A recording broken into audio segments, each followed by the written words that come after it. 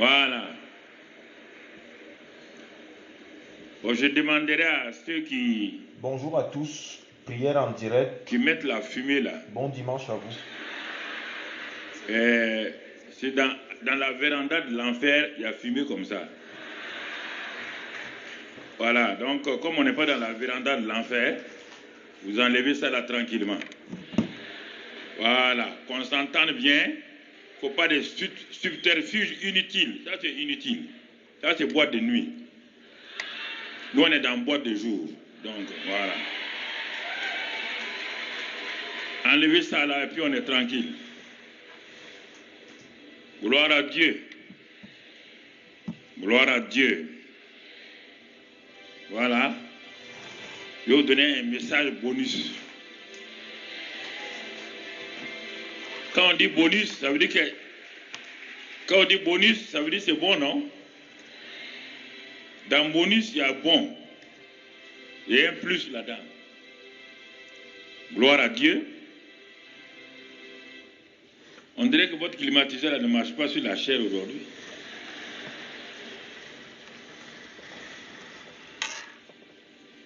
Merci Seigneur. Excellent Père de grâce, merci pour ce moment que nous passons dans ta présence. Nous te sommes reconnaissants maintenant pour ta grâce et ta fidélité. Sois béni et sois loué pour ce message que nous allons donner. Nous te sommes reconnaissants pour tous tes bienfaits, que toute la gloire, la louange. Alors, le sous-titre de la prière, c'est comment prier efficacement. Bonne séance. L'honneur soit à toi, Père, au nom de Jésus. Amen. Donc cet après-midi, c'est une joie pour moi de pouvoir partager l'excellente parole de la grâce de Dieu avec vous. Et nous allons voir spécialement un sujet, donc, comment prier avec la parole et le Saint-Esprit. Amen. Parce que c'est dans le domaine de la prière que les gens aiment la prière. Et c'est dans ce domaine que malheureusement beaucoup de gens sont frustrés. Si les chrétiens avaient des exaucements à leur prière régulièrement, ils seraient les gens les plus heureux sur terre. Quand tu vois un chrétien qui est frustré, un chrétien qui court à gauche, à droite, ne demande pas, ne pose pas de questions, c'est que ses prières ne sont pas exaucées. Alors quand les prières ne sont pas exaucées, soit on dit, c'est l'église dans laquelle nous sommes qui ne sait pas prier, ou bien c'est notre pasteur qui n'a pas de puissance, ou bien, en tout cas, on cherche un moyen pour que nos prières soient exaucées. Et à cause de cela, nous courons à gauche, à droite, cherchant des solutions pour pouvoir vraiment échapper de cette étrange situation dans laquelle nous nous trouvons. Alors, cet après-midi, je voudrais tout juste, point par point, nous allons avoir une exhortation. Nous allons avoir ensuite un temps de prière et aussi un temps de proclamation que nous allons voir, et sur la base simplement que activons notre destinée en Christ. Écoutez-moi très bien. Je le dis, je le répète, quand souvent je parle de prière, les gens pensent que je ne veux pas compris. Je le dis, je le répète, nous avons la première tour de prière dans tout le monde francophone. Et nous venons de faire, il y a 2 ans, le centre d'adoration et de louange, le Mont Sion. Donc, nous avons tout un immeuble pour la prière, et un deuxième immeuble vient d'être fait pour l'adoration et la louange. Donc, si je n'aimais pas la prière, et si je ne connaissais pas l'importance de la prière, Je ne vais pas aller mettre de l'argent dans des bâtiments où uniquement on prie et où uniquement on adore, on loue le Seigneur. C'est parce que j'ai vu l'importance de la prière. J'ai vu les résultats de la prière.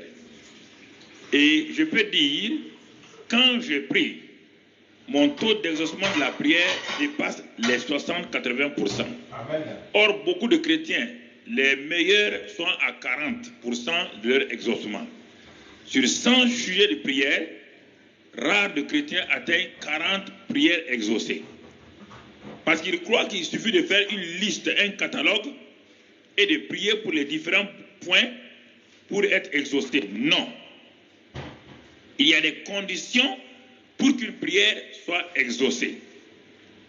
Donc, si on ne remplit pas ces conditions-là, il ne s'agit pas d'aller faire 21 jours de prière. Il ne s'agit pas d'aller faire, on peut aller faire 155 jours de prière et on sort frustré. Et on sort abattu.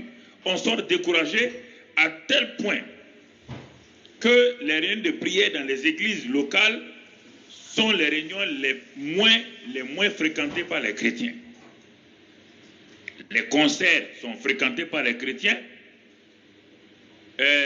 Les prières de bénédiction que le pasteur fait, c'est fréquenté par les chrétiens. Mais lorsqu'on dit de venir prier, les gens répondent. Si c'est pour aller encore ressortir de la même manière, avec la même frustration, à quoi bon aller prier? Vous ne pouvez pas me dire le contraire, c'est ce que je constate dans l'Église de Christ. Alors, nous allons, par la grâce de Dieu, aller point par point pour voir. Et me voici dans ma salle de prière. Je vous transfère dans ma salle de prière. Je suis quelqu'un, je me mets dans le cas de quelqu'un qui se pose tant de questions. Quelqu'un qui a entendu les messages, les prédicateurs prêcher, que nous avons une destinée. Nous avons entendu les prédicateurs dire, Dieu va faire votre destinée, va accomplir votre destinée. Tout le monde dit Amen. Ça fait 1 an, 2 ans, j'entends ces phrases-là. Tout le monde me répète que Dieu a une destinée pour nous, que Dieu va nous élever, que Dieu va faire ceci ou cela. Mais moi, je ne vois rien dans ma vie. Ou à un moment donné, je me dis, ces gens-là sont des menteurs, ou c'est ma vie qui ne va pas du tout. Je commence à me culpabiliser. Je commence à dire, peut-être je n'ai pas la foi. Je commence à dire beaucoup de choses.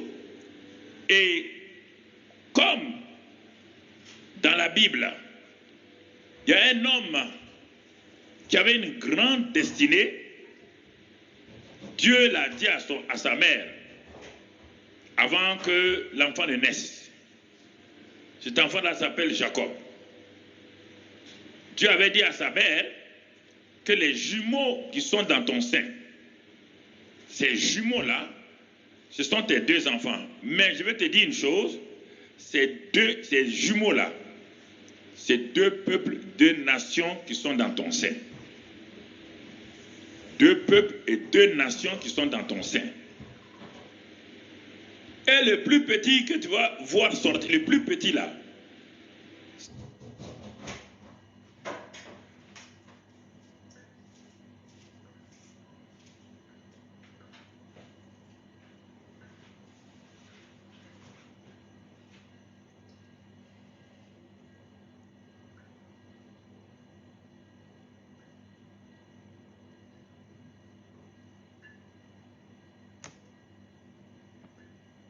lui qui sera le plus grand, et il est un homme que j'ai prévu pour les nations entières. Mais fais attention, maman Rebecca, parce que sûrement, tu risques d'avoir des idées bizarres sur cet enfant quand il va sortir, et tu risques de faire des erreurs. Et c'est ça que maman Rebecca a fait l'erreur. Quand il a vu Jacob sortir en seconde position, avec sa main sur le talon de son frère, cette bonne maman gentille, mais qui a ignoré la parole de Dieu, a ouvert sa bouche. Au lieu de dire, puisque Dieu dit que cet enfant sera la tête, au lieu de chercher un mot hébreu, tête, champion, vainqueur, prince, non, elle regarde la réalité qui est là, au lieu de regarder la vérité de Dieu. Et dans cette réalité-là, l'enfant qui tenait le pied de son frère n'est qu'un simple escroc, un simple bandit, un simple usurpateur. Elle n'a pas cherché loin, elle a appelé Jacob. Le ciel dit, ce n'est pas possible. Je viens de lui dire, quand il y avait des mouvements dans son sein, j'ai dit à cette maman, quand elle est partie prier, je lui ai dit que les enfants qui sont dans son sein là, ce ne sont pas des enfants simples, hein? Ce ne sont pas des jumeaux simples. C'est deux nations, deux peuples qui vont sortir. Donc de faire attention. Deux peuples, deux nations qui vont sortir. Et le plus petit qui va sortir là, il a une destinée extraordinaire. La maman devait chercher un nom pour cet enfant, mais elle a laissé la vérité, elle est partie s'agripper à la réalité. La vérité n'est pas la réalité. La réalité, elle est palpable, physique. La réalité, on la sent. La vérité, on ne la sent pas. La vérité, elle est invisible. Mais quand elle se manifeste, elle efface la réalité et vous entrez dans votre destinée. Écoutez-moi, je veux faciliter votre vie de prière. Je veux la faire partout dans le monde. Les gens me posent la question, mais pasteur, pourquoi Dieu ne me répond pas? Qu'est-ce que je fais à Dieu? Mais qu'est-ce qu'il faut faire? Les gens se posent la même question. Vous leur dites de venir prier. Pourquoi les disciples ont-ils demandé à Jésus, enseigne-nous à prier? Arrêtons-nous là, et voyons, soyons un peu pratiques. Il y a tellement de logique dans la Bible que nous ne voulons pas. Les disciples ont vu Jésus prier. Les disciples ont été avec Jean-Baptiste. C'était tous des disciples de Jean-Baptiste. Ils ont vécu avec Jean-Baptiste. Ils ont vu Jean-Baptiste. Ils étaient contents. Mais quand ils ont commencé à suivre Jésus, ils ont vu un niveau d'exaucement à 100% de ce jeune homme de 30 ans. Ils ont vu cet enfant-là, ce jeune homme de 30 ans-là, qui impactait par ta prière. Et un jour, l'un d'entre eux a dit à Jésus, Seigneur, enseigne-nous à prier comme Jean-Baptiste l'a enseigné à ses disciples. Nous avons été disciples de Jean-Baptiste. Il nous a enseigné à prier, mais sa prière était limitée. Parce que lui-même, il était limité. Il n'était pas rempli de la personne du Saint-Esprit. Il n'avait pas la parole esprit et vie. C'est l'homme de l'Ancien Testament dont la prière est assez limitée. Toi, tu es l'homme qui vient du ciel, tu as été manifesté. Enseigne-nous à prier. On n'a pas dit apprends à nous à prier le Notre Père. Écoutez-moi, chrétiens. Ils n'ont pas dit apprends-nous à réciter une prière. Notre Père qui est aux cieux. Que ton nom soit... Non. Le problème, les gens ne comprennent pas le langage biblique. Quand vous ne comprenez pas, actuellement, il y a beaucoup de dictionnaires en grec et en hébreu. Il y a beaucoup de dictionnaires en grec et en hébreu. Surtout, je vous en supplie, n'allez pas prendre le petit Robert et le petit Larousse pour lire la Bible. Vous allez être à côté de la plaque. Il y a des dictionnaires avec le langage. Enseigne-nous à prier. Enseigne-nous, on n'a pas dit. Dis-nous comment réciter notre prière.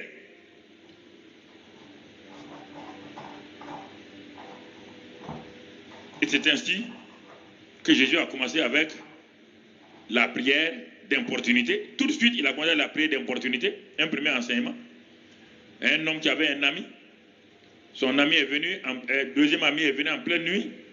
Il était fatigué, il n'avait pas à manger. Et Jésus a enseigné comment la prière d'importunité. Et puis il a enseigné le B.A.B.A, l'école primaire de la prière. Demandez, vous recevrez. Le lycée, cherchez, vous trouverez. L'université, frappez, l'on vous ouvrira. Ah, tout de suite, il a enseigné, lisez dans Luc. Mais plus tard, il va plus loin. Il va prendre la prière persévérante de la veuve. Dieu est en train de les enseigner pratiquement qu'est-ce qu'est la prière. Ce n'est pas des mots, ce n'est pas des mots, ce n'est pas des agitations, ce n'est pas courir à gauche, à droite. Non, non, non, non, non, non, non, non, non. Non. La veuve a été exaucée.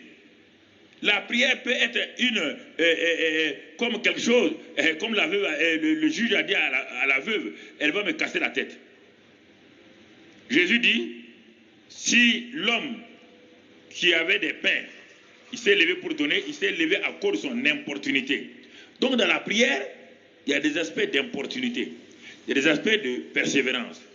Et vous regardez tout le temps. Après il dit, Élie, vous connaissez Élie, non? Il est un homme qui a prié. Pourquoi il a prié? Il a prié combien de fois? 7 fois. Donc aussi, il y a plusieurs aspects de la prière. La prière, ce n'est pas d'aller s'enfermer 21 jours avec des sujets. Non, non, non. C'est simplement des récitations que vous faites. Puisque quand les gens sortent, ils n'ont pas d'exaucement. J'ai dit, la prière n'est pas prière tant qu'il n'y a pas un exaucement. Ce n'est pas une prière, c'est une récitation. Toutes les religions prient. Il n'y a pas une religion qui ne prie pas. Mais les autres religions ne demandent pas un exaucement. Demandent à toutes les autres religions. Ils ne demandent pas ils prient pour calmer leur conscience. Ils prient un Dieu lointain. Il n'y a que le christianisme qui prie un Dieu qui écoute et qui exauce. Tu es un Dieu qui écoute la prière. C'est pourquoi tous les hommes viendront à toi. Donc vous comprenez? Ce sont des choses très très importantes que vous devez discerner. Quand vous discernez cela, votre vie va commencer à aller de l'avant, vous allez progresser et vous allez voir la grâce de Dieu se manifester.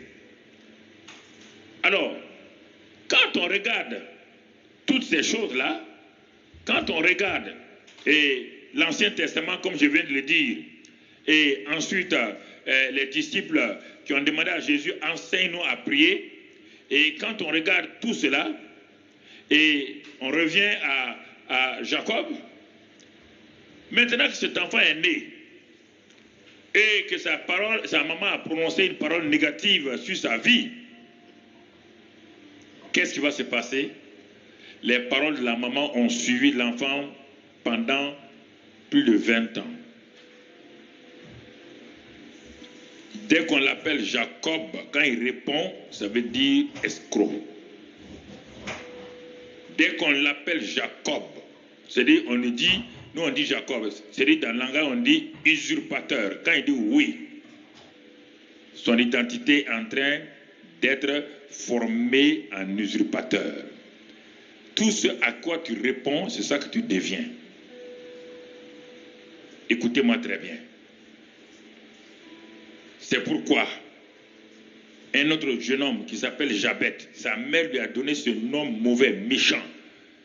Quand son père l'appelait Jabet, quand il disait oui, son identité se formait autour de ça jusqu'à ce qu'il se révolte et qu'il fasse une prière extraordinaire. Regardez la prière de Jabet. Elle est courte, mais elle est précise. Regardez comment Dieu l'a exaucé, Dieu l'a sorti de cette situation. La prière, ce n'est pas, frère, ce n'est pas des efforts qu'on fait. C'est une relation entre un homme de la terre et le Dieu du ciel à travers le Saint-Esprit. Si tu n'es pas sûr que le Saint-Esprit transmet ta prière au siège, mon frère, ça veut dire que ta prière n'a pas dépassé ton plafond. Et si ta prière n'a pas dépassé ton plafond, sois sûr que tu seras un homme, une femme, donc frustré, qui sortira de ce temps de prière-là avec la frustration. Avec la frustration. Et dans nos églises, on convoque les gens pour la prière, c'est bien. On ne demande pas de convoquer. On demande d'enseigner la prière. Il faut d'abord enseigner la prière. Et ensuite, les gens vont prier. Ce n'est pas en priant que les gens vont apprendre à prier. Pas vous ne savez pas, vous le savez ou bien vous le savez vous-même. La première fois, si je vous pose la question, quand vous êtes entré dans une église, la première fois que vous avez entré dans une église, vous êtes assis entre deux personnes et le pasteur s'est levé et dit, bon, on va prier. Dites-moi, est-ce que vous étiez à l'aise? Étiez-vous à l'aise? Honnêtement, étiez-vous à l'aise? Pourquoi? Tu viens du monde, tu ne sais pas comment on prie. Tu es converti, tu viens t'asseoir parmi des gens qui semblent être des initiés de la prière. Et un pasteur vient, il dit, bon, levez-vous, on va prier. Toi, tu es là, tu es un nouveau converti, tu ne sais pas comment on prie. On dit de prier. Bon, la première chose que tu vas faire, c'est d'écouter ton voisin. Tu écoutes le voisin, il n'a jamais appris à prier. Il est comme toi, mais simplement il est en avance sur toi, mais comme un mauvais prieur. Bon, tu entends cette pauvre femme-là qui dit oui, alléluia, papa. Ah bon, c'est comme ça qu'on prie. Et tu écoutes le voisin de gauche. Lui, il dit, Seigneur, aie pitié de nous. Aie pitié de nous. Donc, quand tu sors là-bas, la prière c'est quoi? Aie pitié de nous. Aie pitié de nous. Aie pitié de nous. Aie pitié de nous. Bah, c'est le problème. C'est pourquoi l'enseignement est le moyen le plus sûr et certain d'enlever les voiles d'ignorance, les voiles d'échec, les voiles de défaite de la vie des gens. Amen, amen, amen.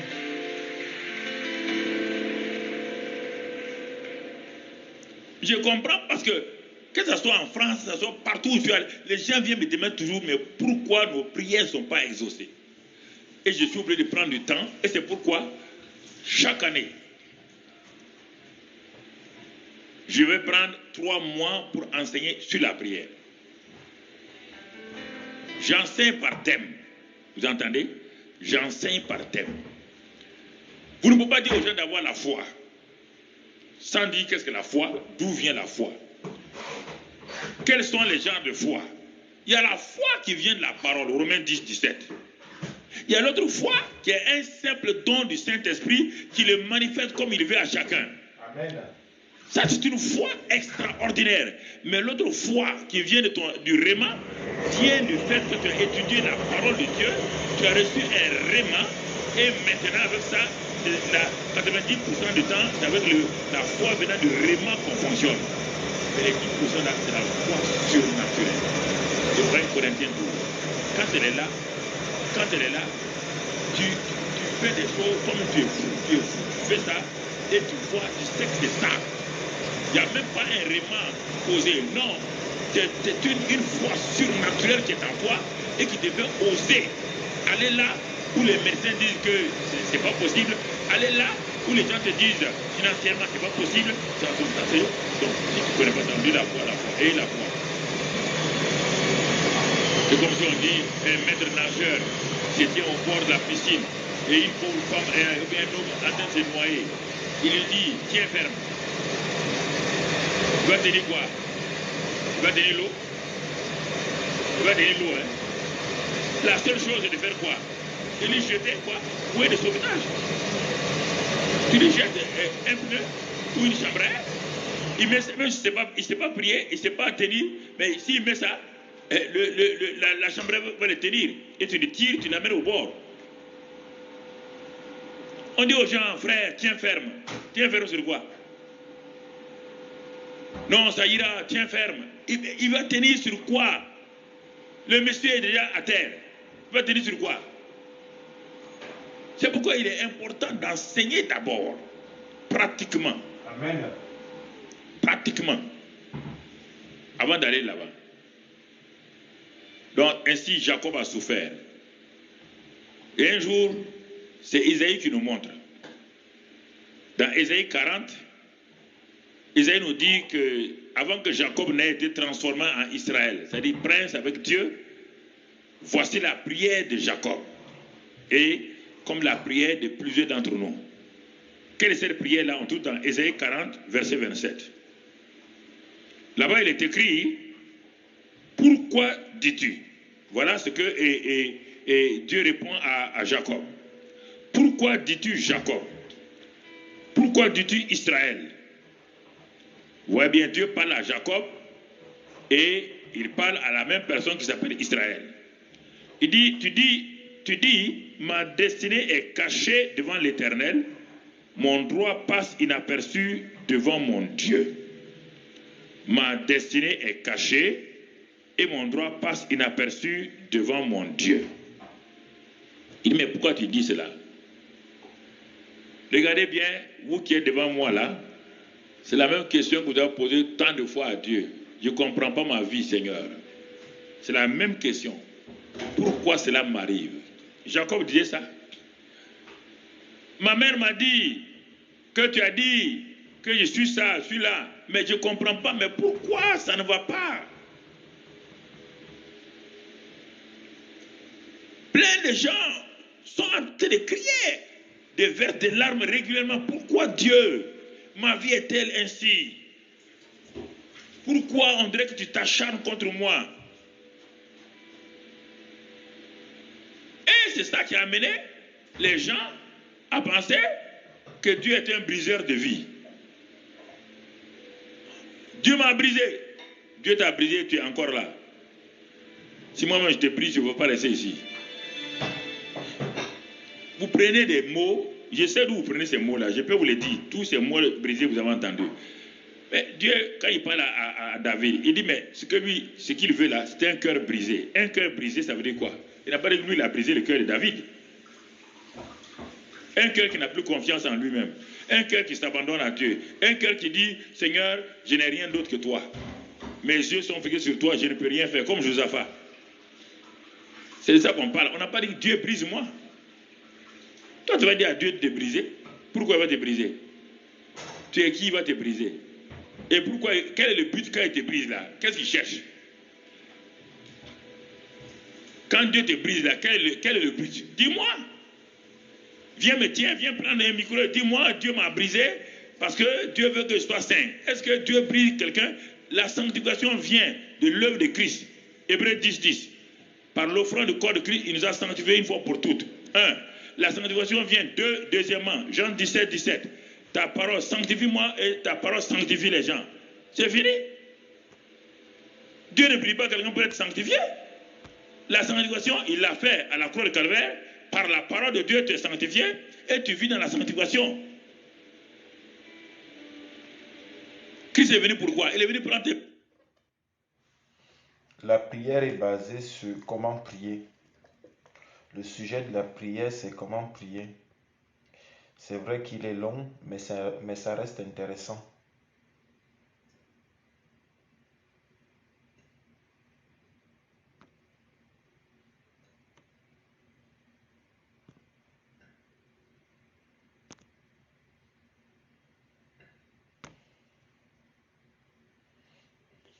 Il n'est pas venu pour briser les gens. On dit qu'il a été brisé, c'est lui qui a été brisé. Il a été brisé pour mes iniquités.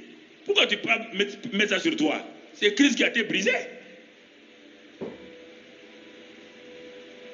Le manque de la connaissance de Dieu est terrible pour les chrétiens. Quand je les entends, ils se détruisent eux-mêmes par leurs paroles, on ne comprend pas. Si tu es éprouvé, d'accord, éprouvé n'est pas brisé. Dieu éprouve les gens, oui. Voilà, ça c'est différent, c'est pas brisé. Pas mettre un mot à la place d'autres mots. Il éprouve les gens. Ça c'est dans la Bible partout. Donc on voit ici là. Donc on voit dans ce passage d'Ésaïe là, les cris de Jacob. Où est ma destinée? Seigneur, où est mon futur? C'est ça que ça veut dire. Combien de jeunes filles ici, des jeunes gens, crient chaque jour, Seigneur, où est ma destinée? Où est mon futur? Votre prière, c'est ça tous les jours. Et les chants chrétiens sont remplis de ces mots-là. Dieu nous a donné une destinée, Dieu nous a donné un futur, Dieu nous a donné... Les chants sont remplis, mais quand on regarde, on ne voit pas de réalité, on ne voit pas d'exaucement. Donc les gens se contentent tout le temps des chants qu'ils chantent pour se satisfaire, pour s'apaiser, apaiser leur cœur.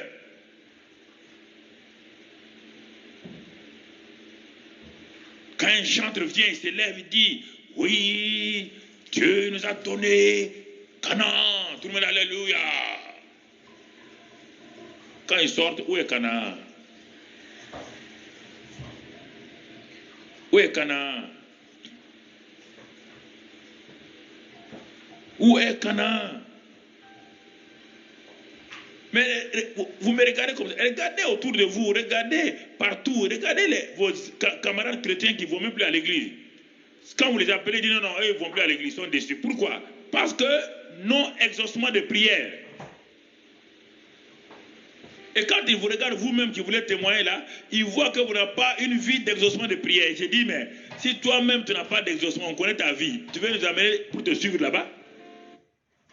Ça, c'est ma famille. Depuis quelques mois, ils font des trucs bizarres.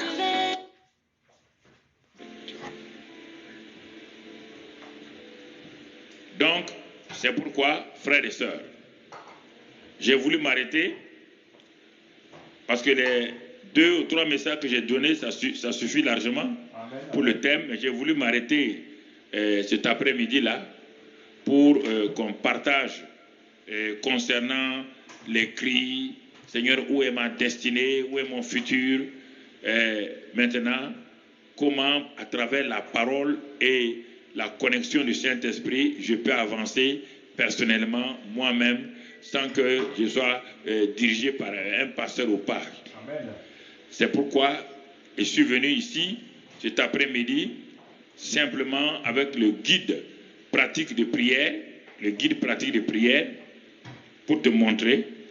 Et simplement, le tome 1, tu vas voir, c'est avec ça que je vais te conduire dans ton temps de prière maintenant.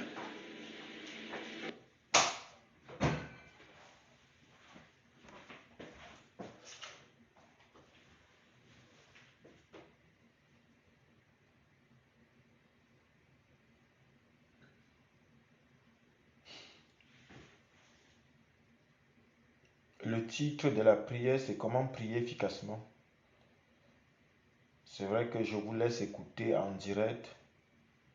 C'est un peu plus long, mais ça reste constructif. Et on apprend beaucoup de choses. Bonne séance. Je me mets à la place d'un chrétien. J'ai tout fait, je suis allé à gauche. J'ai fait des prières longues, j'ai fait des jeûnes, mais je suis frustré, ça ne va pas. J'ai recommencé des jeûnes longs, des jeûnes moyens, des jeûnes courts, toutes sortes de jeûnes, ça ne va pas. Rien ne change dans ma vie.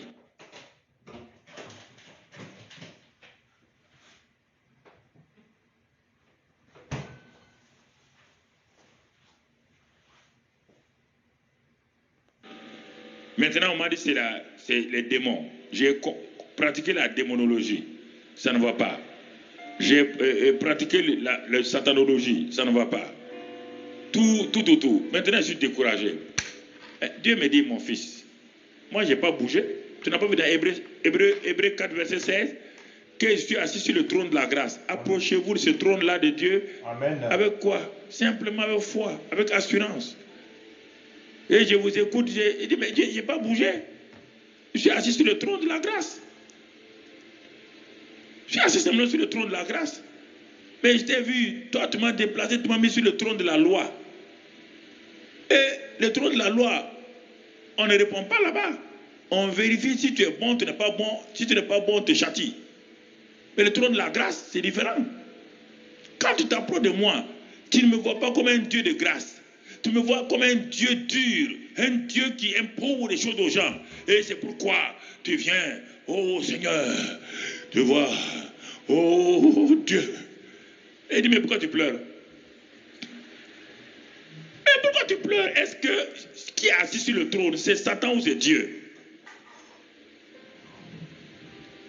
N'as-tu pas lu dans Matthieu 6, mon fils te dit, entre dans le lieu secret, là où il y a ton père qui voit, qui te le rend. Il dit, ton père est là, il voit dans le lieu secret. Le lieu secret, c'est lorsque tu décides dans un salon, dans une des toilettes, n'importe où que tu as décidé que c'est ton lieu secret, tu veux rencontrer Dieu. Amen. Dieu veut te rencontrer n'importe où. Mais sache qu'il est déjà là. Amen. Et qu'il va te le rendre. Et qu'il t'écoute, il est là. Mais en ce moment-là, ton attitude va changer. Pourquoi vous criez sur Dieu? Je vous pose la question. La prière que vous faites là, Jésus apparaît ici tout de suite là. Il y a quelqu'un qui va s'arrêter comme ça, dire comme ça, comme ça. Je vous pose la question. Vous avez le courage de dire à Jésus maintenant, oh, Seigneur, on va prier, alléluia. Vous avez, même un ange apparaît ici. Tu vas faire ça? Il faut apprendre selon la Bible. Comment on prie selon la Bible. Ne suivez pas les gens pour suivre. Qui que ce soit. Je ne veux pas même que quelqu'un me suive. C'est important. Des choses qui ne fonctionnent pas. Regardons simplement. Je suis dans ma chambre, ou bien je suis un travailleur. Bon, il y a un break entre 13h, on nous dit bon, entre 13h et 14h. Au lieu que les gens, j'aille manger avec mes camarades, je cherche une petite salle là, j'ai mon livret de guide de prière, je me cache là-bas et je passe 30 minutes dans un temps de prière. Mais si je veux prier comme je prie à l'église, sûrement on viendra me chasser. On viendra me chasser. Mais alors, qu'est-ce que je dois faire? Je dois voir comment Dieu agit. Amen. Tu entends? Donc, je suis assis. Je commence par des petits cœurs. Des petits cœurs simplement. Je suis conscient de deux choses. Le Saint-Esprit est en moi quand je suis rentré dans cette salle. Le Saint-Esprit est en moi. Deuxième chose, la Bible dit que le Père est là. Le Père est là, il m'entend. Donc, toute mon attitude de prière va changer. Car je suis devant un Dieu réel, qui est là, qui est présent. Un Dieu tangible, c'est la parole de Dieu qui le dit. Je n'ai pas besoin que Dieu vienne. Dieu ne viendra pas, car lorsque je suis rentré, Dieu est rentré avec moi. Amen. Dieu n'est pas resté au dehors. Quand on va à la prière, on ne part pas pour prier Dieu. On va avec Dieu, et comme le Père est déjà là, et que le Saint-Esprit est en moi, alors j'arrive, je suis conscient que Dieu est là. Amen. Voilà toute la différence. Si je ne suis pas conscient, je vais commencer à crier. Si je suis conscient, soit je suis à genoux, ou je suis sur ma face, ou je suis assis, si j'ai mal au genou. Parce que si tu as mal au genou, tu te mets à genoux, tes genoux vont te prier et tu vas comprendre ta douleur. Tu vas te lever en 10 minutes. Il faut être à l'aise avec le Père. Amen. Comme ton enfant est à l'aise avec toi. Quand ton enfant s'approche de toi pour te prier, l'enfant saute sur tes pieds, tes jambes. L'enfant vient mettre sa tête sur tes pieds. L'enfant vient s'arrêter, il t'embrasse et tout. L'enfant parle comme cela. Quand on part prier Dieu, on va dans une attitude d'enfant. On ne va pas dans une attitude arrogante. On ne va pas pour montrer à Dieu que j'ai jeûné. Je suis au 5e jour. Dieu ne jeûne pas. Il ne déjeûne pas. Dieu, mon frère, ma soeur, ton jeûne n'inquiète pas Dieu. Ça n'influence pas Dieu. Dieu est Dieu avant ton jeûne. Il reste Dieu à part ton jeûne. Il reste Dieu après ton jeûne.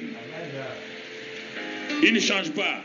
Il n'y a aucune ombre de variation en lui. Aucune ombre de variation. Dieu ne change pas. Amen. On dit le Père est là. Matthieu 6:6. Le Saint-Esprit est en toi et tu vas dans la présence du Père. Le Saint-Esprit est en toi. Il dit qu'il est assis sur le trône de la grâce. Hébreux 4:16. Il dit approchons-nous avec un cœur sincère, avec assurance. La seule chose, qu'il n'y ait pas une mauvaise conscience en moi. C'est ça que le Père ne veut pas. S'il y a une mauvaise conscience en moi, j'ai beau prier 3 heures, je sortirai sans aucun exaucement. Amen. Parce que la Bible dit, si ton propre cœur te condamne, qu'est-ce que Dieu va faire? Si ton propre cœur te condamne, ton propre cœur va empêcher ta foi de s'exercer. Même si Dieu veut te donner quelque chose, tu ne l'auras pas. Donc c'est ça. Apprenons à prier par la parole et le Saint-Esprit. Amen. Et aujourd'hui, je suis un chrétien, j'ai entendu les pasteurs prêcher votre destinée. Vous avez une destinée, vous avez tant, Dieu fait de grandes choses, Dieu a fait tant. D'accord. Mais moi, je ne vois rien. Je ne vois rien. Ou je vais traiter le pasteur de menteur, ou à la fin, je vais croire que c'est moi qui ne vaux rien. Et les deux positions, résultat, pas d'exaucement. Alors, je m'assois. Peut-être j'ai quelques chants, des petits chœurs que je connais. Je les enlève de la 3e personne et je les mets à... Je parle à Dieu. Parce que le problème, quelqu'un rentre dans une salle, je prends quelques cantiques, il veut les chanter. Il a l'habitude de chanter à l'église. Il est assis sur son trône élevé. Et il va dans la salle où il prie là, il dit, il est assis. Dieu dit, il parle à qui? Qui il? Non. Tu rends le cantique personnel. Amen. Tu dis, tu es assis sur ton trône élevé. C'est ça. Tu le rends personnel. C'est entre toi, il est là, il est présent. Rends-le personnel.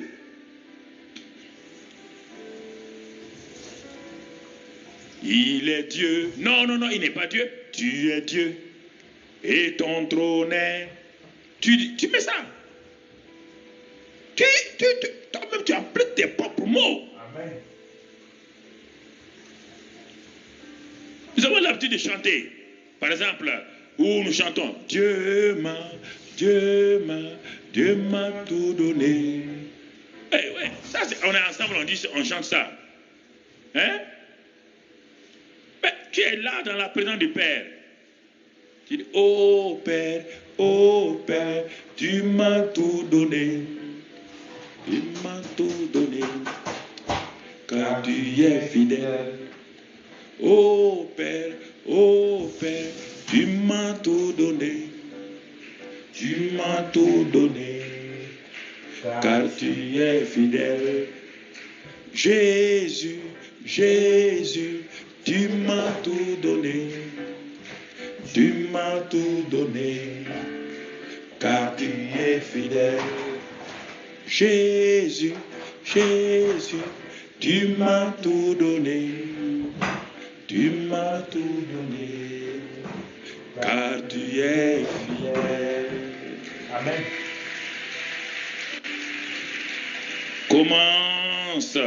Commence à le louer. C'est entre toi et lui. Amen. Tu n'es pas dans une assemblée, tu entres avec ton papa. Parle-lui, sois content. Dis-lui que tu l'apprécies. Il n'y a point de Dieu comme toi. Il n'y a point de Dieu comme toi. Oh oui, j'ai dit, il n'y a point de Dieu comme toi. Il n'y a point de Dieu comme toi. Et le Saint-Esprit, tu vois déjà qu'en toi, il est en mouvement. Il est en mouvement. C'est ça. Jésus-Christ, je t'adore. Je te donne ma vie.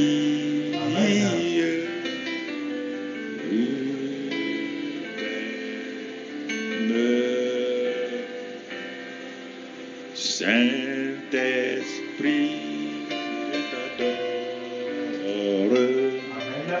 je te donne ma vie.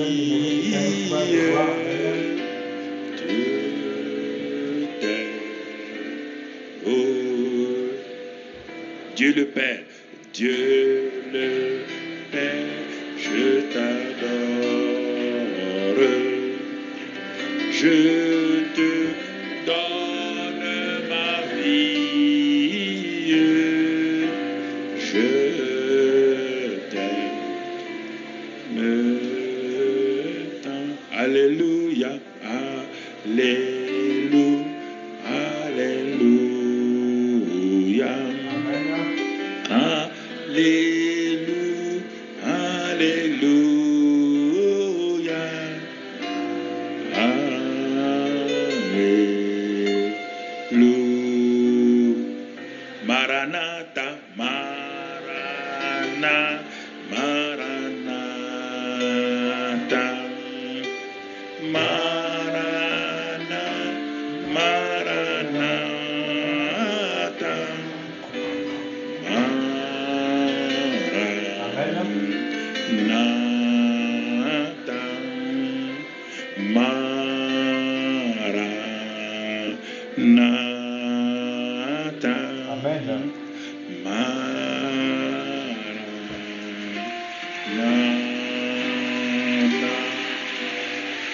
La présence du Saint-Esprit, le glorieux Saint-Esprit, quand on élève Jésus.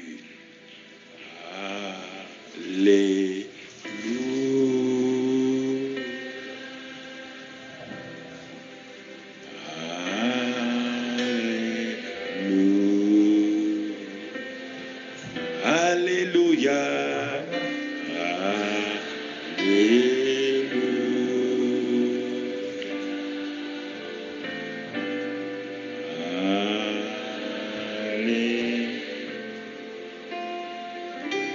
Jésus présent, Jésus présent, Jésus présent, Jésus présent, Jésus présent.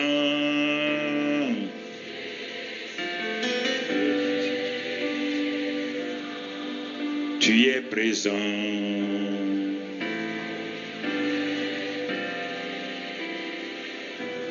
Tu es ici, tu es ici, Jésus est ici, tu es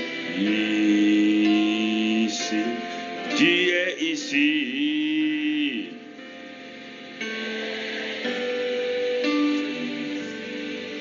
Tu es ici.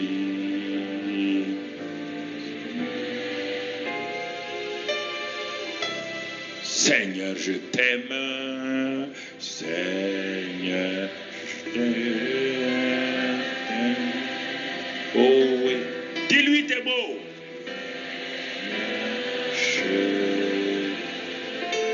Je t'adore.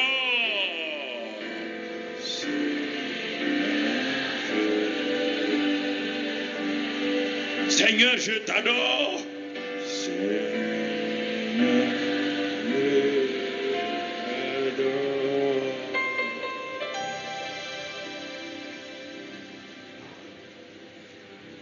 Indoro annabraskondaraida, Iroko andoro, Kibaba baskondoro yambabarenda, Oya karabakandos kurianda brababandos kuride kirabakandos kuride kabando. Iroko bokorinda kri koroto koma mamangoroshkin la raida. Ria koroskinda brohon mankandarata koroskondo blarianda. Rita kababa gondos kurianda braidos kurida lainda. Oh, Gio kondos kuria kabando koroskori kanda barahando yanda. Angoro yanda yudo yan babarai kondors kinda braida. Oh, Kirikantor Hindimbro Korboro da Kendolorianda Brait Koroyanda Ungoros Kondoroyanda Yandomongondos Koryanda Braida Lokro Kondobus Koryanda Brabandolo Tokorikanda Brobo Koros Kondobranda Braido Kondos Koryanda Mangarabo Koros Koryanda Braidos Koryanda Braida Oh Ia Korokondos Koryanda Barona Baina Rakabaondos Koryanda Brakandolos Koryanda Braida Rokobo Koros Kondobraba Bahanda Koros Kondibranda Rokobo Kondos Kurita Brabakanda Kraba Koros Kondobrianda Rata Karaba Kondos Kurianda Brabahondos Kurina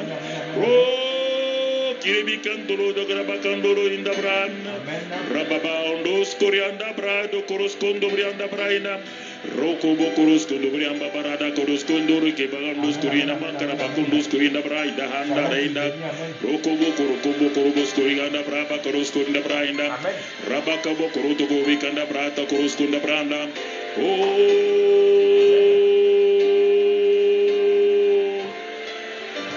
Glorieux Saint-Esprit, glorieux Saint-Esprit, glorieux Saint-Esprit, glorieux Saint-Esprit, glorieux Saint-Esprit, glorieux Saint-Esprit, glorieux Saint-Esprit.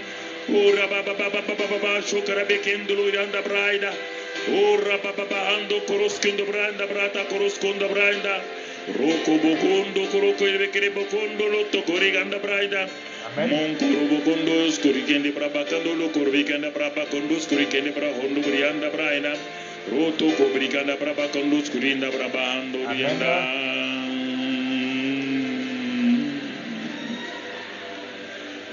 Oh, Alléluia. Amen. Sois Amen. Jesus. Jesus. Amen. Jesus. Jesus. Jesus. Oh, Jesus, Jesus, Jesus, Jesus, Jesus. Oh, Alléluia. Gloria Baba Baraba Kundulu Surya Baraira.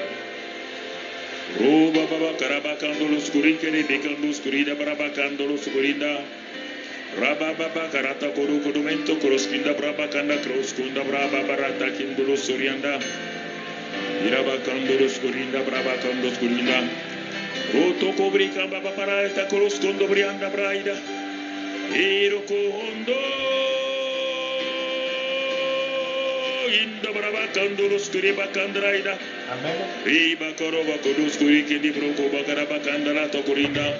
Roto Kobrikanda Brabakodus Kurikin de Brondo Rinda Brabakandus Kurina. Roto Kobrira Bakandus Kurina.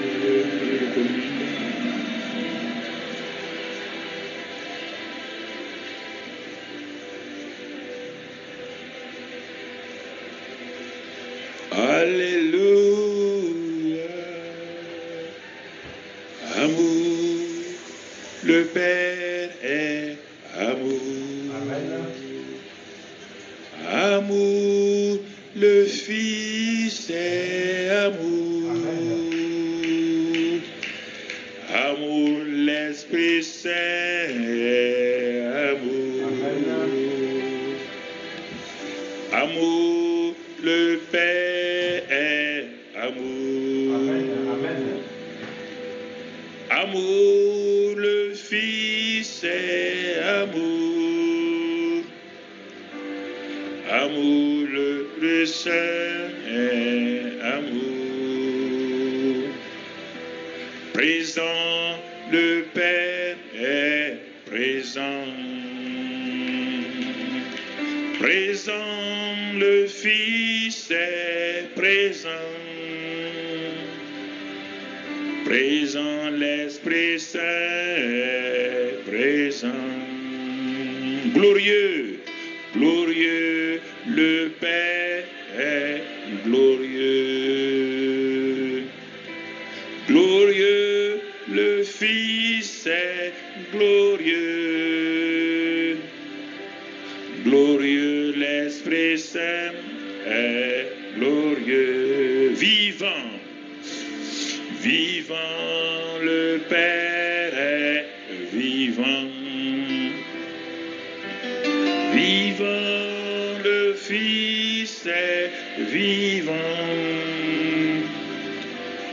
vivant, l'Esprit Saint est vivant. Amen.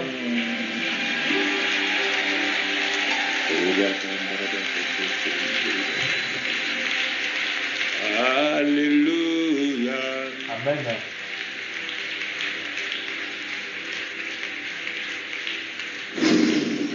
Amen. La présence du Saint-Esprit commence à remplir ma chambre de prière. Toutes ces choses, ces frustrations que j'ai amenées dans cette salle de prière sont en train de partir. L'atmosphère est en train de changer. Mes pensées négatives sont en train de partir.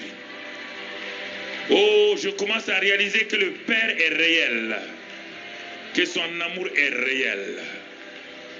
Alors, j'ai une assurance, je vais avancer dans ma prière. Assoyons-nous quelques minutes. Je suis dans ma salle de prière. J'ai mon livre guide pratique de prière. Je suis à la page où on est dit activons notre destinée en Christ. C'est ça mon problème. J'ai entendu, on active. Tout le monde parle de destinée. Moi, je ne vois pas de destinée. Je ne fais que tourner en rond, tourner en rond, tourner en rond. On me parle de destinée. Mais pourquoi? Parce qu'on dit activer. La destinée est là, on dit de l'activer. Ah, Seigneur, qu'est-ce que tu nous dis? Oh Dieu, je te remercie. Car la Bible dit dans Éphésiens 1, 3 à 6. Nous connaissons ce passage-là, Éphésiens 1, 3, que nous avons été bénis de toute bénédiction dans les lieux célestes en Christ. Ah, je suis un homme béni, je suis une femme bénie. Pourquoi? Parce que Romains 8, 17 me dit que nous sommes héritiers et co-héritiers avec Christ. Nous sommes déjà. Je n'ai pas besoin de chercher à être héritier. Si nous sommes enfants de Dieu, si nous sommes nés de nouveau, Dieu dit clairement, nous sommes héritiers et co-héritiers. Alors, écoutez-moi, je suis en train de prier. Ah Seigneur, oh, ta Bible dit que je suis co-héritier, mais Dieu me dit, c'est très bien mon fils, tu es co-héritier, héritier. Il t'est donné que tu es déjà béni de toute bénédiction. Mais l'héritage existe.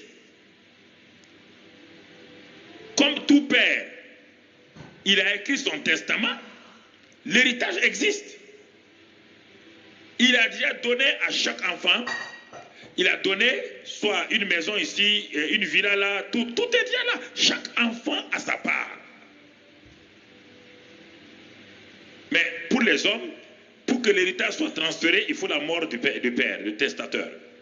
Mais notre testateur est déjà mort et ressuscité. Donc, nous devons savoir maintenant comment activer et entrer dans ce que Dieu a donné. Du côté de Dieu, on appelle ça les desseins de Dieu. Du côté des hommes, on appelle ça la destinée. Il y a deux mots différents, complémentaires. Si vous ne comprenez pas, c'est un problème. Du côté de Dieu, on ne dit pas destinée, on dit les desseins de Dieu.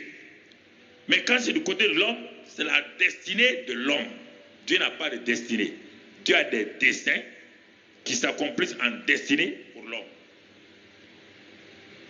Donc, vous comprenez? Dieu vient de me montrer ses desseins sous forme de destinée. Je suis héritier, co-héritier, je suis béni de toute bénédiction. Parce que je suis un enfant de Dieu. Mais alors pourquoi, papa, je suis héritier, mais pourquoi malgré tout ça là, je suis obligé de mentir pour être béni, d'aller tromper les gens? Pourquoi? Mais Dieu dit, c'est pas ma faute. Ce n'est pas ma faute. Tu as été enseigné. Mais enseigné sur quoi? On nous a dit que bonne destinée, d'accord. Mais on t'a enseigné comment prendre possession. Il dit, mais tu n'as pas vu dans la Bible, non? Quand j'ai dit à Abraham, j'ai dit à Abraham, je t'ai donné une destinée, mais pas ici, là. Je t'ai destiné là où tu dois aller. Ta destinée n'est pas ici. C'est là-bas où, le lieu où tu vas arriver là, c'est là-bas ta destinée. Si Abraham était resté prier, jeûner, il va entrer là-dedans. Je vous pose la question, répondez-moi. Hein? Vous aimez jeûner, prier là, quand il disait, vous croyez que je suis contre vous. Si Abraham était resté là où il était, prier, jeûner, ça va s'accomplir? Première chose, qu'est-ce qu'il a fait? Il est dit dans Genèse 12 que Abraham partit comme l'Éternel le lui avait dit. Il est parti comme l'Éternel le lui avait dit. Dieu dit à Josué, autre élément, il dit à Josué, regarde la terre promise. Et je vous parle parce qu'il faut bien m'écouter. Même les pasteurs n'entrent pas dans leur destinée de ministère. Les pasteurs, beaucoup de pasteurs sont à la limite de leur... Écoutez, beaucoup de pasteurs sont devant le Jourdain. Ils ne sont pas encore dans la terre promise. Ils sont pas dans la terre promise. Ils sentent les odeurs. Ils sont comme Josué. Ils sont rentrés. Dieu leur a permis de voir un peu le Jourdain, la terre promise pendant 40 jours. Ils ont vu ça. Maintenant, pour prendre possession de la terre promise, c'est différent. Écoutez-moi, pasteur. Quelle que soit votre grandeur, hein, votre problème, Dieu vous a permis d'entrer dans la terre promise pendant 40 jours comme espion. Espion. Pour voir la réalité de la terre promise. Mais maintenant, pour prendre possession de la terre promise, Dieu dit quoi à Josué? Il dit, voici, toi et ton peuple là, je vous donne le pays là. Je vous donne le pays. Mais il faut que vous puissiez mettre la plante de votre pied là-bas. Ça, c'est l'action. Ça, c'est activation. Ah, mais Dieu, tu nous donnes et on doit... Il dit, oui, c'est ça. Je vous donne, mais vous devez activer. Activer, action, c'est la même chose. Ah, mais comment on va faire? Il dit, ah, non, il y a des actions à faire. Il y a des actions, il y a des prières, il y a des proclamations. Dans Josué, vous allez trouver ça. Dans le livre de Josué, vous trouvez tout. Il y a des moments où ils proclament, il y a des moments où ils marchent, il y a des moments où ils font la guerre, tant. C'est un ensemble de choses. Pour prendre possession de sa destinée, il y a un ensemble de choses. Je n'ai pas le temps de vous développer. Ce sont des messages qu'on doit avoir si on veut aller de l'avant. Beaucoup de gens sont appelés dans le ministère, mais ils sont dans un ministère pastoral avec 200 membres, 300 membres. Ils croient que c'est... Non, ce n'est pas le nombre des gens d'une église locale qui compte. Ce n'est pas ça ta destinée. Ta destinée est plus grande que ça.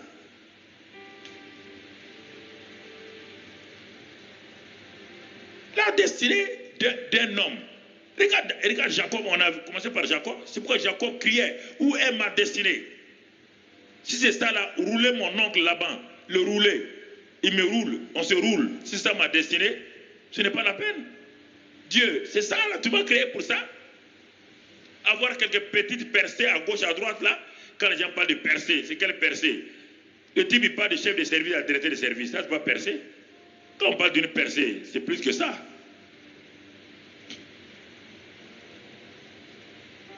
Vous comprenez? C'est ça le drame chez les chrétiens.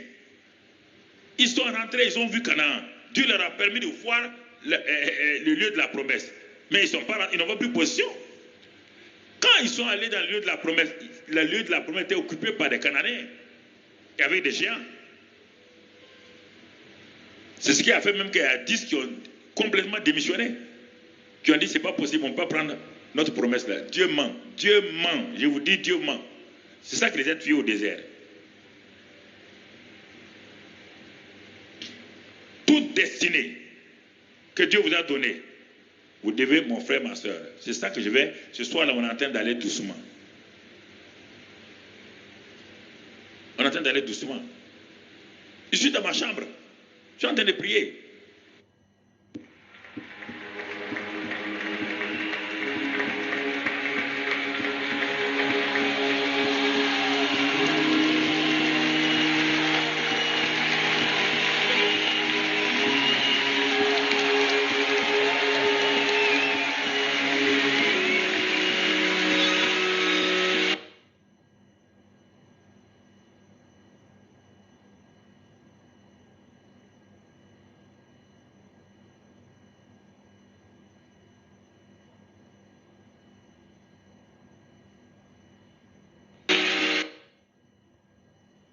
Seigneur, je suis fatigué.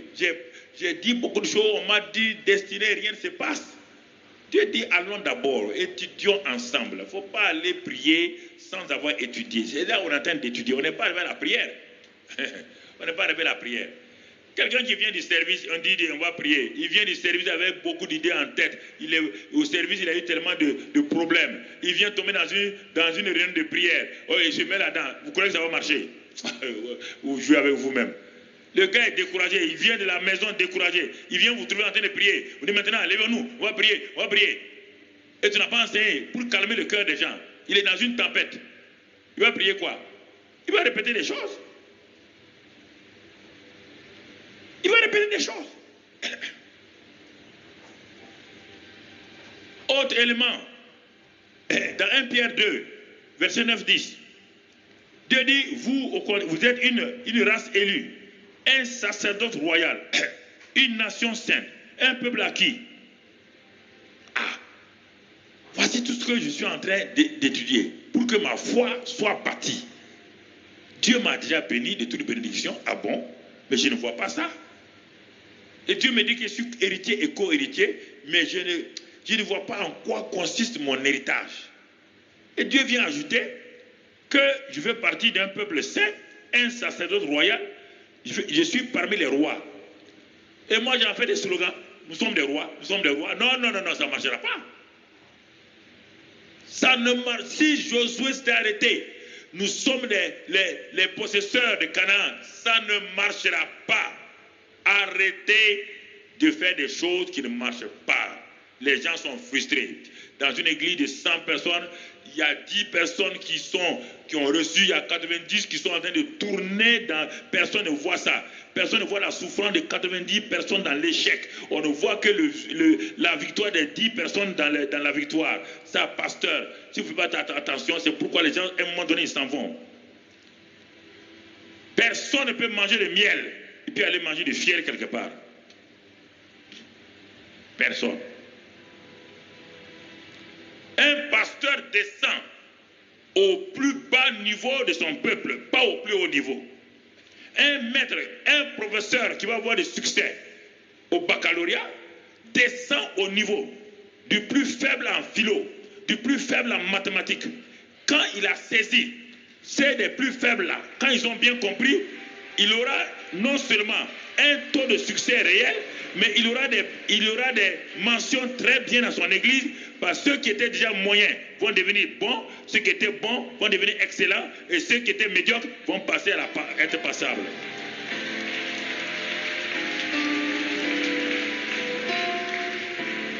C'est ça la pédagogie, la communication spirituelle.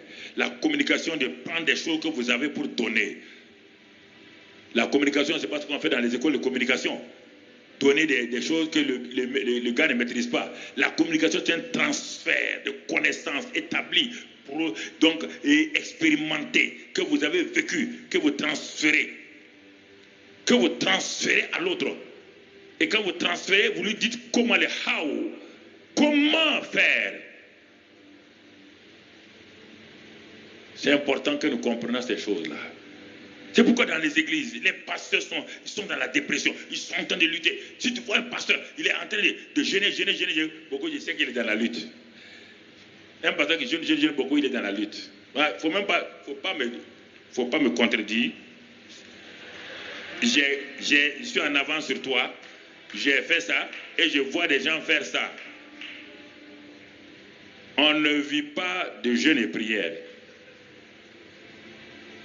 Jeûne et prière, ce sont des exceptions. Si tu crois, je vais te prendre tous les gens de l'Ancien Testament jusqu'au Nouveau Testament. Quand il devait démarrer, Jésus a jeûné. Quand Moïse devait démarrer, il a jeûné. Quand Élie devait démarrer, il a jeûné. Mais ils ne passaient pas leur temps à jeûner. Non. Parce qu'ils n'avaient pas le Saint-Esprit en eux. Nous avons le Saint-Esprit en nous. Sache entretenir le Saint-Esprit régulièrement. Entretiens-le. Entretiens-le simplement. S'il est content, pas besoin d'aller jeûner. Quand tu jeûnes là, ça veut dire que ta foi a baissé. Le jeûne, c'est toujours ça. Ce n'est pas pour Dieu. Le jeûne n'influence pas Dieu. Écoutez-moi. Que vous soyez content ou pas. Pasteur Yves, même si vous n'êtes pas content, j'ai dit. Il ne faut pas discuter avec moi. Hein. Et regarde bien, quand tu pars jeûner, comment tu es découragé. Regarde bien, quand tu pars jeûner là. Un homme qui est heureux. Tu as déjà vu un homme qui est heureux, qui mange bien et qui va jeûner? La plupart des gens qui s'en vont jeûner, ça ne marche pas. C'est un vaincu qui s'en va jeûner. Écoute, quand je jeûne, écoute-moi, ma relation avec Dieu n'est plus bonne. Le péché secret a commencé à troubler ma relation avec Dieu. Je mets du temps à part, ce n'est pas pour faire corrompre Dieu, c'est pour arranger ma relation avec Dieu. Pour que les fleuves d'eau vive continuent à couler. Parce que si le robinet est fermé, le jeûne et la prière vont me permettre de déboucher le robinet.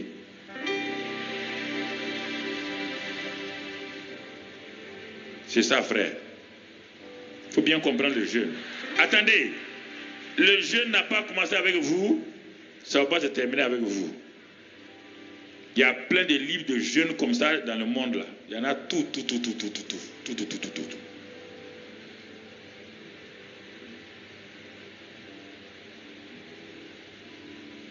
Si vous exagérez le jeûne, ça vous tue.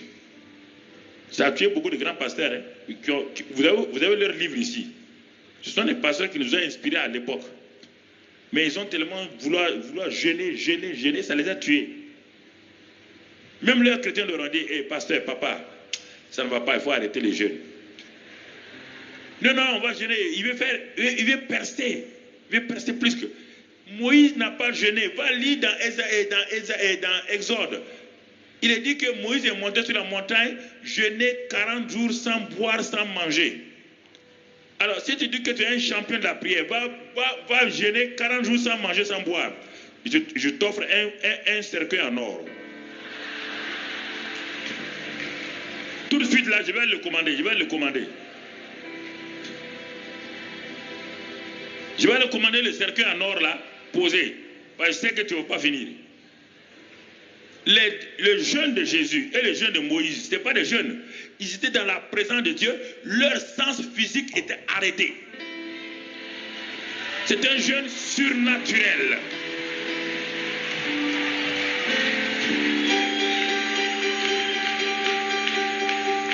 N'essayez pas de faire des performances. Les jeûnes les plus extraordinaires que Daniel a menés, il les a menés avec des légumes et de l'eau. Et à cause de ça, l'ange Gabriel est descendu, l'ange Gabriel sont descendus et le ciel s'est ouvert pour lui.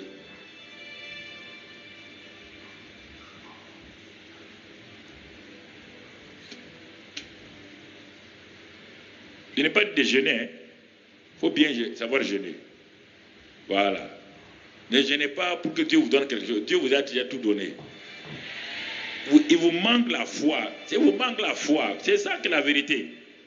La foi ne remplace pas le jeûne ne remplace pas la foi. On prend les choses par la foi, pas par le jeûne. Hein. Dieu vous a déjà béni en Christ. Il vous a béni en Christ. Sans que vous n'ayez rien fait parce que vous avez cru en Jésus. Maintenant, par la foi, vous prenez possession. Si votre vie ne va pas, s'il y a des choses qui ne vont pas, allez jeûner et prier, c'est normal. Mais revenez maintenant, votre foi est restaurée, prenez possession de la chose. Prenez possession de la chose.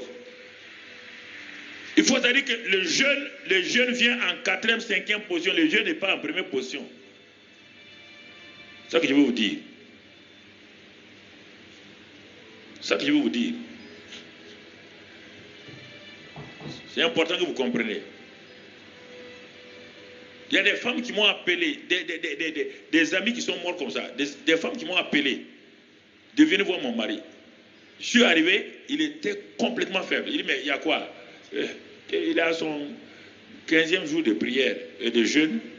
Il dit, mais il a fait quoi? Il dit, il jeûne. Il dit, mais mon ami, tu jeûnes là, tu veux quoi? Que Dieu fasse quoi? Donc, dis-moi le but de ton jeûne là. Bon. Toi, tu es plus âgé que moi à l'époque. Moi, je suis un jeune serviteur de Dieu. Nous, on te prenait pour un modèle. Toi, tu es en train de te tuer par les jeunes. En tout cas, nous, on va suivre ça. Il dit, mais il est fatigué. Il dit, mais tu jeûnes là, dis-moi, tu veux quoi? Il dit, plus puissant. La puissance, c'est pas dans les jeunes. La puissance est dans le Saint-Esprit. Et le Saint-Esprit est en toi. Mais vous ne voulez pas lire la Bible. Le problème, c'est ça. Vous êtes trop intelligent. Vous ne voulez pas lire la Bible. La puissance, Jésus dit, acte 1:8, vous recevez une puissance quand le Saint-Esprit viendra. Puissance appartient au Saint-Esprit. Il a dit à Marie, quand le Saint-Esprit viendra, l'homme de tout-puissant te couvrira et tu verras. Partout on te dit, quand le Saint-Esprit vient, la puissance vient. On n'a pas de le jeu de la prière. La puissance est liée à la personne du Saint-Esprit. Ah donc vous voulez avoir une puissance sans le Saint-Esprit. Et c'est le jeûne. Et qu'est-ce que le Saint-Esprit fait chez vous? Il est venu faire quoi chez vous? Dites-moi, il est venu faire quoi chez vous?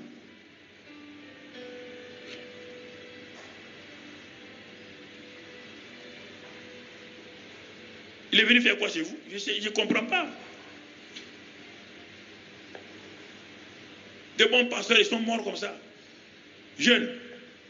Donc, vous allez dire que les jeunes les a tués? Vous allez dire que Dieu les a tués? Non, Dieu ne les a pas tués, c'est leur ignorance qui les a tués. Leur ignorance. Et puis quand vous jeûnez humblement. Pas vous promenez partout, vous crachez, partout, on voit votre visage défait, on voit que vous... Jésus a dit quand vous jeûnez, lavez votre visage.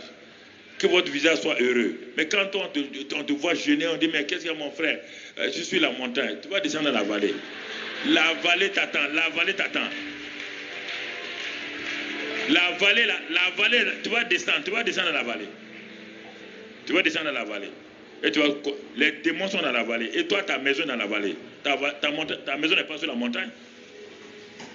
Ta maison est dans la vallée. C'est là-bas où les démons ils sont là-bas. Ils t'attendent. Il faut comprendre la parole, il faut comprendre la vie chrétienne. La vie de l'esprit, ce n'est pas ce que les gens pensent. Et les gens ont modifié. Quand je regarde aujourd'hui la vie chrétienne, je suis étranger, quoi. Si le Saint-Esprit vient, il va demander, ça là c'est quoi? On dit, ah, c'est une église. Il dit, ah bon? Tu es sûr? C'est une église? De où? Il va aller jeter un coup d'œil. On parle du Saint-Esprit. Et le Saint-Esprit est arrêté à la porte.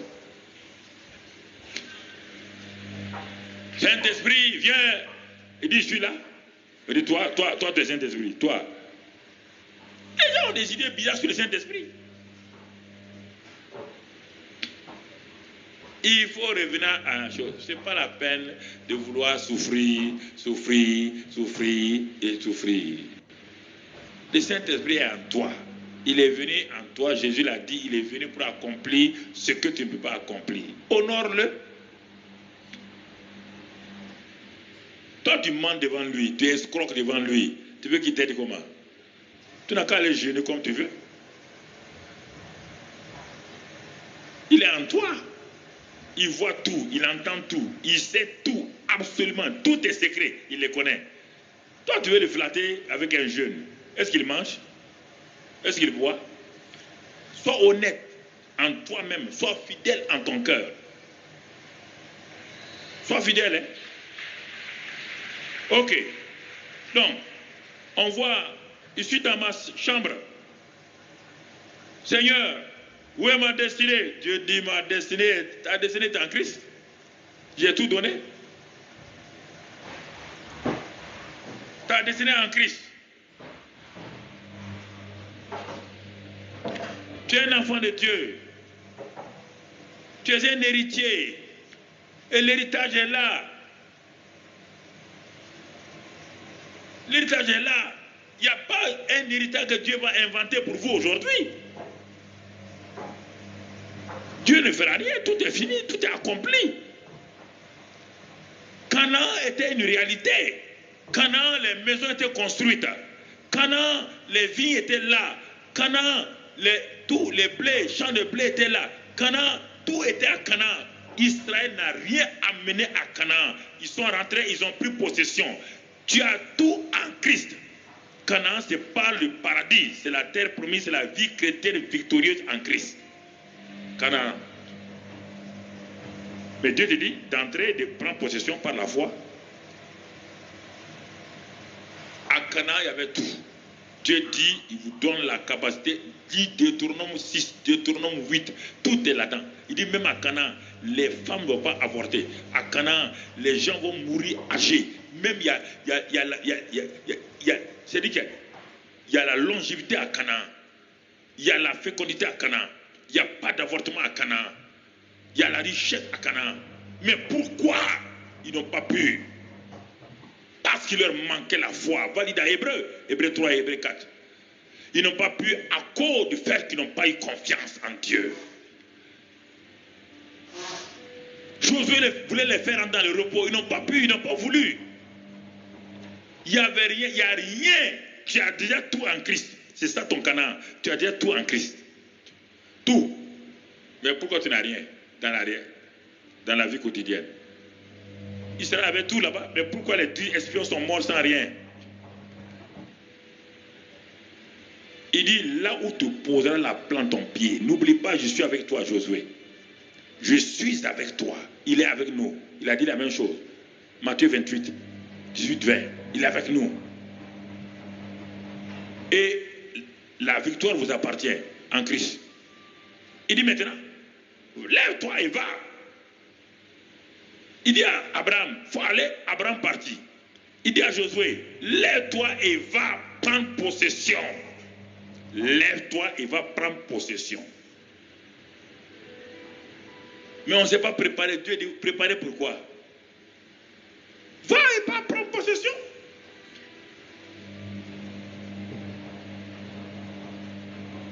Ils sont arrivés au Jourdain.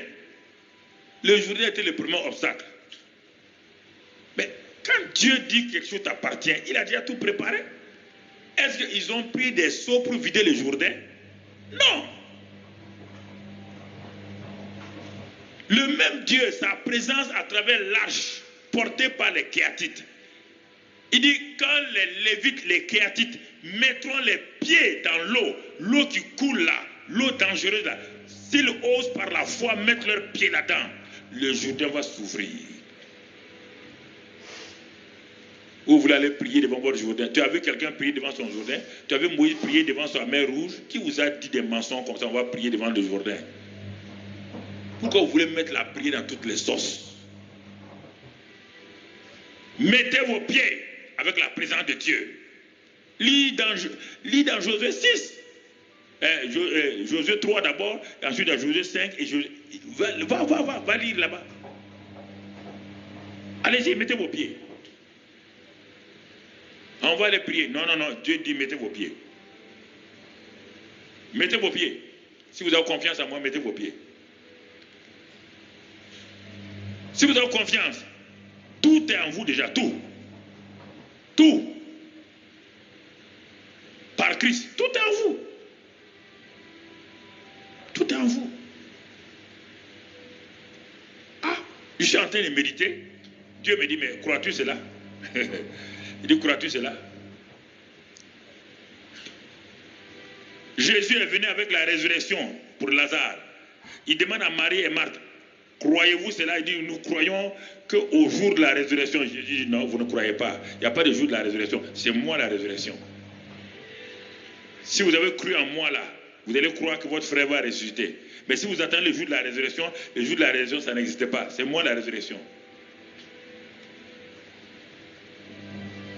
Je veux défier votre pensée. Je veux défier votre mentalité. Je veux défier ça. Votre mentalité rationaliste là. Voltairien. C'est ça. La pensée de Voltaire. C'est ça. Et de Nietzsche. C'est ça qui vous crée des problèmes. Vous rationalisez tout. Vous voulez tout mettre en intégral. Vous voulez tout dériver, intégral. Ça ne marche pas. La parole de Dieu est la simplicité. Simplicité. Simplicité. Simplicité. Plus je suis simple, je vois les choses. Plus je vais rationaliser, Dieu disparaît.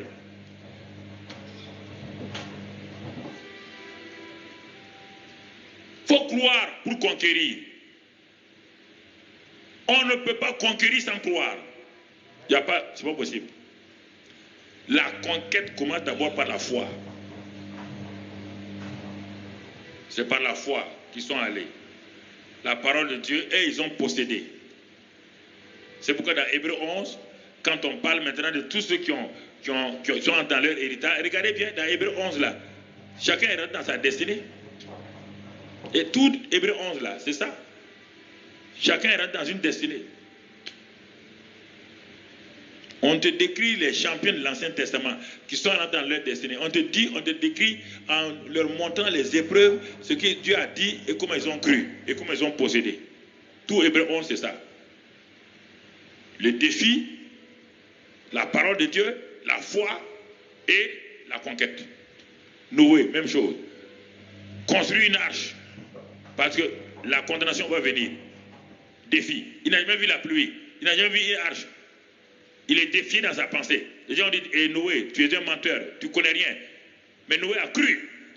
Il a bâti. Il est rentré. Il a sauvé sa famille et le monde a été condamné. Prends tout le monde. Abraham, même chose. Prends-les un à un. Prends-les un à un. Isaac. Jacob. Prends-les un à un. Ils ont tous eu un défi où il y avait leur destinée derrière cette montagne-là. C'est par là ils ont agi comme ça, simplement. Regarde leur combat. Et suis-les. Jésus est venu sur la terre pour sauver le monde. Mais le combat, 30 années, il a fallu 30 années de préparation. Vous voulez 3 années de préparation pour prendre des choses 30 années. Ça ne peut pas aller. 30 années. Le monsieur a regardé le monde. Il dit, il voit la méchanceté des gens. Il voit la synagogue. Personne ne croit au Dieu des miracles. Il va à la synagogue. Il voit les démonisés. Il voit les morts. On enterre les gens devant Jésus. Jésus a participé à l'enterrement de beaucoup de gens pendant les 30 années. Écoute-moi, rien ne s'est fait. Il est dépassé.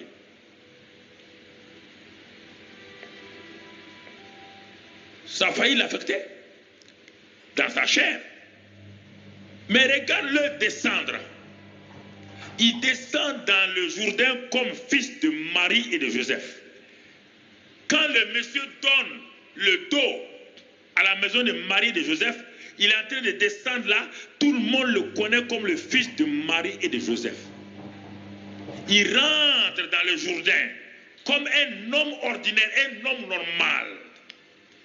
Quand il est dans le Jourdain, c'est ça, c'était ça son défi. Il faut qu'il rentre dans le Jourdain. Dans le Jourdain, qu'est-ce qui s'est passé?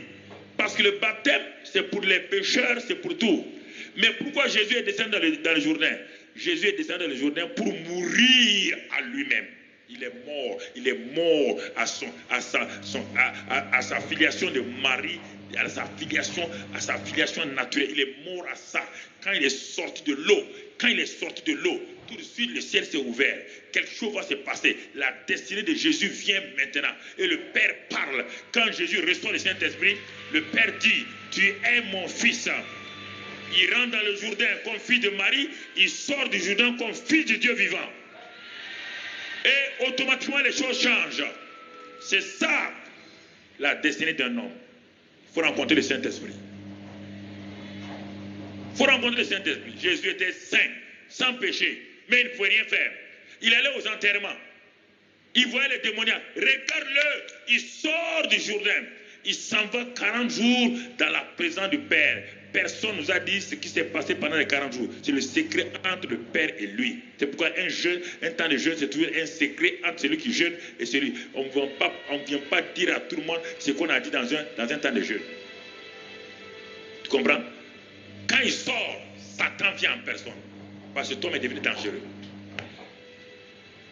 Satan n'a pas attaqué Jean-Baptiste. Non. Il était trop faible. Satan n'a pas attaqué les souverains sacrificateurs Nicodème. Non. Il n'a pas attaqué Anne, Caïphe. Non. Quand il a vu ce monsieur sortir de l'eau, aller jeûner, Satan a dit aux démons, arrêtez-vous. Aux esprits méchants, arrêtez-vous. C'est maintenant moi, face à face. Mais Satan va apprendre à son dépens que lorsqu'on est quelqu'un est rempli du Saint-Esprit, obéit à Dieu, il peut jamais vaincre.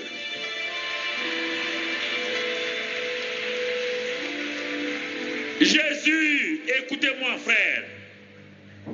Jésus parle à Satan. Il dit, il est écrit. Ah, mais celui-ci là me méprise. Hein. Le premier Adam a eu peur de moi. La première Ève a eu peur de moi. Mais lui, il dit, il est écrit simplement. Il attaque encore. Il dit, je vais te montrer qui je suis.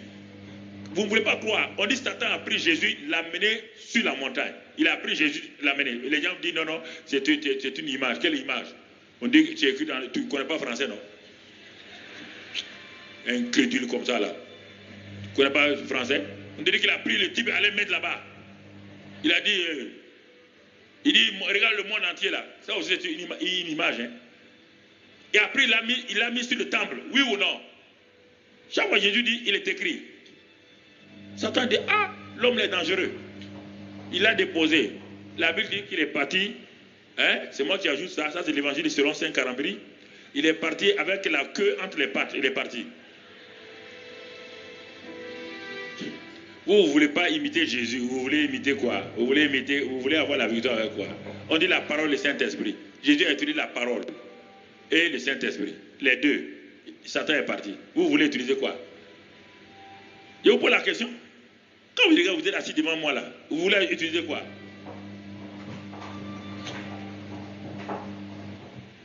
Là, vous avez la Bible. Vous ne voulez pas la lire pour croire à cette Bible-là.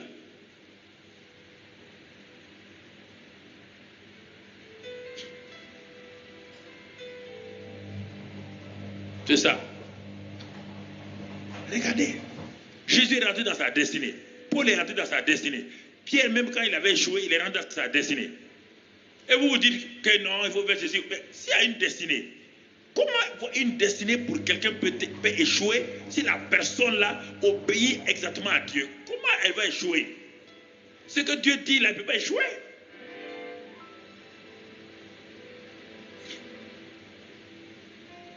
Si tu suis Dieu, tu dois croire pour posséder. Tu dois croire ça. Et c'est pourquoi la Bible dit que nous devons venir devant Dieu. Et il dit que si on vient devant Dieu, c'est-à-dire que ça c'est un langage imagé. Sinon on est déjà devant Dieu tous les jours. Il dit, mais le cantique dit,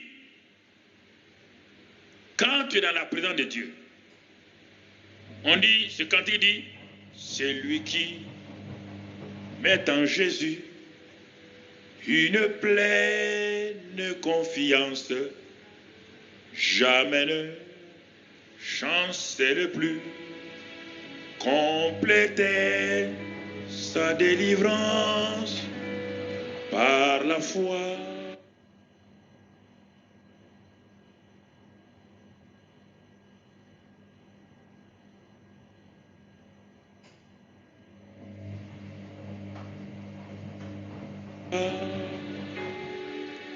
Nous marchons.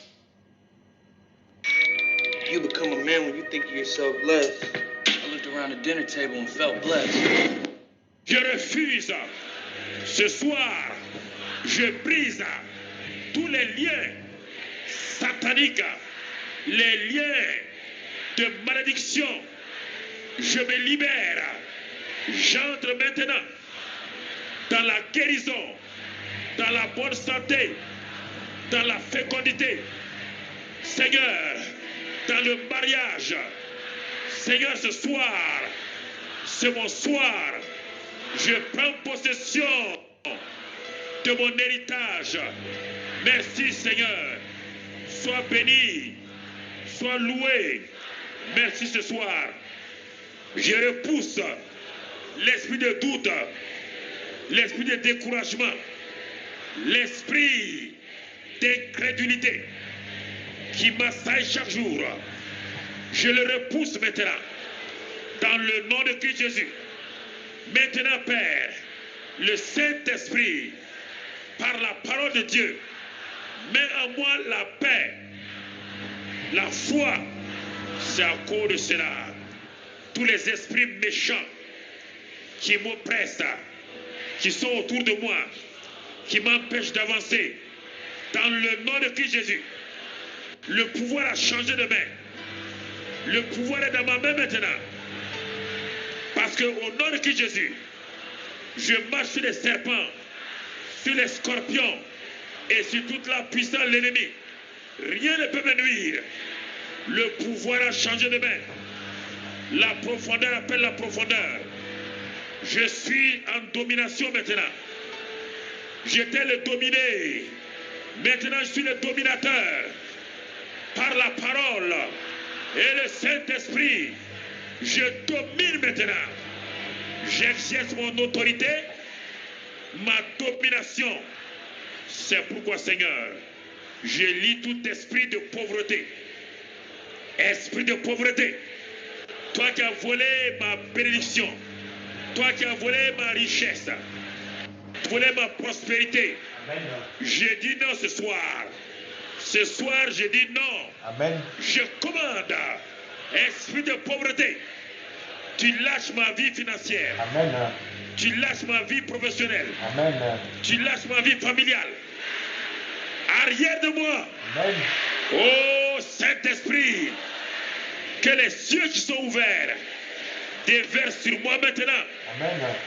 Bénédiction sur bénédiction. Amen. Prospérité. Victoire. Amen.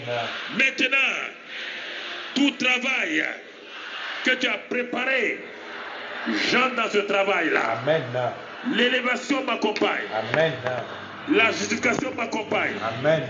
Tout problème en justice, je le repousse maintenant. Amen. Toute injustice est soumise. Amen. Car je suis la justice de Dieu. Amen. L'esprit de vérité qui est en moi vivifie, me fait marcher la vérité. Amen. J'ai l'esprit de vie en moi. Amen. Et l'esprit de vie ce soir me donne de marcher dans la vie abondante. Amen. C'est pourquoi mon canal spirituel est devant moi. Amen. Je suis entré par la foi au nom de Jésus. Serons tous bénis. Amen. Je prends possession de tout ce que Dieu a mis là-bas. Amen. C'est pourquoi aucun sorcier, Amen. aucun incantateur, aucun magicien n'a d'héritage sur ma vie. Tous les liens de sorcellerie, Amen. Dans nos familles. de magie, Amen. de malédiction ancestrale Amen. Que ce soit en France ou au Cameroun. Amen. sont brisés ce soir. Amen. Au nom de Christ Jésus. J'asperge le sang Amen. maintenant Amen. sur tous les liens maléfiques. Je détruis Amen. les liens maléfiques Amen. par le sang de Jésus. La victoire dans le sang de Jésus. Amen. La puissance dans le sang de Jésus. Amen. C'est ce sang-là ce soir qui est ma bannière. Je dresse ce sang. Je brandis le sang de Christ Jésus Amen. contre tout esprit maléfique.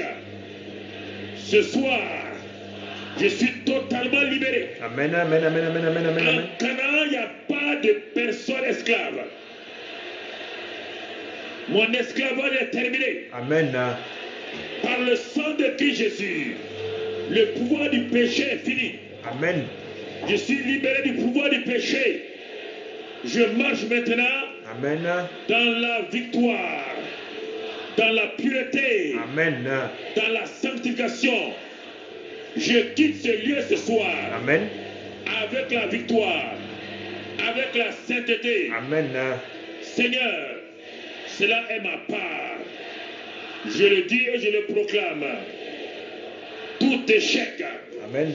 qui a fait partie de ma vie, Tu es au dehors maintenant. Amen, amen, amen, amen, Je amen. rentre dans le cycle du succès, Amen, le cycle de la victoire. amen, Tous mes ennemis, vous êtes vaincus. amen, Vous venez contre moi par un seul chemin. Désormais, vous fuyez par ce chemin. amen, Je proclame désormais, ma vie porte du fruit. amen, Je suis entré dans le cycle amen, de bons et fidèles serviteurs amen, qui fait la joie de son maître. amen, Je suis dans ce cycle désormais. À partir de cette conférence, je suis dans le cycle des bons et fidèles serviteurs. amen, Désormais, le ciel, le Père, amen, amen, amen, le amen, amen, Fils, amen, le Saint-Esprit amen, sont dans la joie, amen, car je suis un bon et fidèle serviteur. Merci ce soir-là amen, pour ta grâce et ton amour que tu m'as donné. Tu as mis en moi ton Saint-Esprit amen, qui désormais me conduit, me guide, me dirige et je lui fais confiance. Je le remercie ce soir. Merci Père. amen, amen, amen, amen, amen, amen, amen, amen, amen, amen, amen, amen, amen, amen, amen. Parle-la.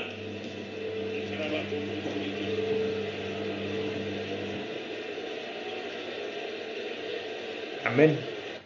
Ça, c'est ma famille. Amen, amen, amen, amen. Nous sommes en fin de séance. J'espère que vous aurez appris. En tout cas, c'est une prière à réécouter, même en replay. Bon dimanche à vous et à dimanche prochain. Soyons tous bénis.